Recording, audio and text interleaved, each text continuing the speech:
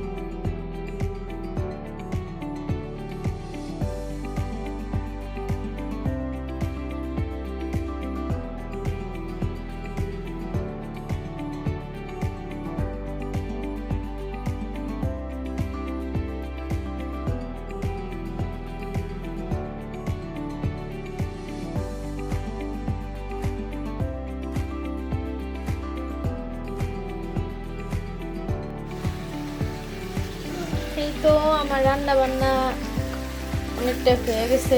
এটা মাংসটা কষানো, মাংস বলে এটারে মশলা কষানো হয়ে গেছে।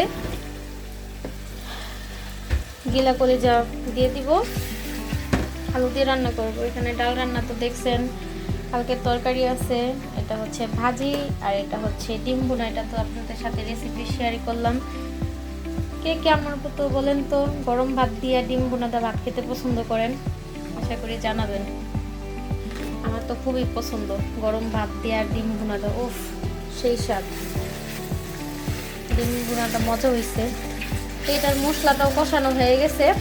মশলা কষানো কিভাবে বুঝবেন আপনারা, আমি জানি সবাই জানেন, তারপরে বলে দিই একটুখানি, মাতবুরি করলাম আর কি। মশলাটা কষানোর সাথে সাথে যে তেলটা উপরে ভাইসা আসবে, এটা এই হচ্ছে ভালো করে মশলা কষানো, ঠিক আছে? যত মশলা কষাবেন রান্না তত মজা হবে। বিসমিল্লাহ, দিয়ে দিচ্ছি সিদ্ধ করে রাখা গিলা কলিজা। তো কলিজা নাই, এখানে হচ্ছে ফ্যাপসা, গুর্দা এবং তিল্লি তিল্লি মাম্মি। এখন এটাকে এখানে দিয়ে ভালো করে কষাতে দিয়ে চলে যাবো হচ্ছে মালিহাকে খাওয়াতে, কারণ আমার মেয়ের খাওয়ার সময় হয়ে গিয়েছে। আমার মেয়েটা আজকে 6-7 দিন ধরে কিচ্ছু খাওয়াতে পারতাছি না, কারণ এত জ্বর শরীরে, পাতিলাটা এত জ্বর শরীরে, তো মুখে রুচি চলে গেছে, বলে কি মাম্মি তিতা তিতা, বলে তিতা, মুখ তিতা হয়ে গেছে, তার জন্য কিচ্ছু খাওয়ার রুচি নাই। এটা কষানো হতে থাক, এই ফাঁকে আমি আমার মেয়েকে খাওয়াই আসি, সাথে আপনারাও থাকুন, দেখা হচ্ছে একটু পরে। বাসার থেকে বের হইয়া হাড়ি পাতিল কিনা বাসায় চলে যেতেছি।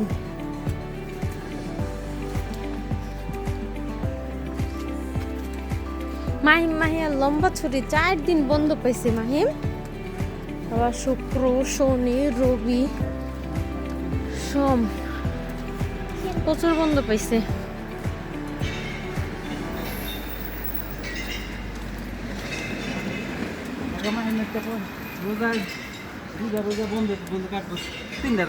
তিনটা যদি মানে কালকে রাত্রে খায় যদি শনিবার রোজা হয় ইনশাল্লাহ মাহিমে তাহলে 3টা রোজা বাসায় মাহিয়াও রাখতে পারবো। মাহিয়া তো আল্লাহর রহমতে গেল বছর 2024 প্রথম 4টা রোজা করছে, আর লাইফের ফার্স্ট রোজা।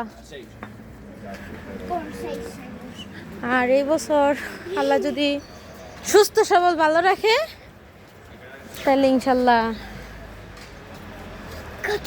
করতে পারবো। ইয়েস, দেখা যাক, আল্লাহ ভরসা।